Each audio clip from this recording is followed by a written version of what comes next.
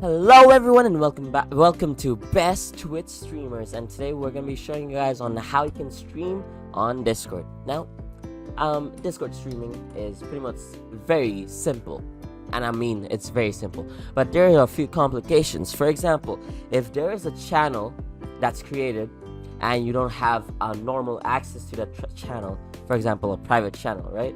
So we're just gonna name it Priv, and we're gonna make it voice. And it's only for Quingling, right? Now obviously I can join it, but if I go to edit channel and put in permissions, I can create not being able to stream on this channel, right? And as well as not connect and all that. So if there is no permission to stream on that channel, you can't. But if it's like a general chat that's open for anyone, you can join up on it.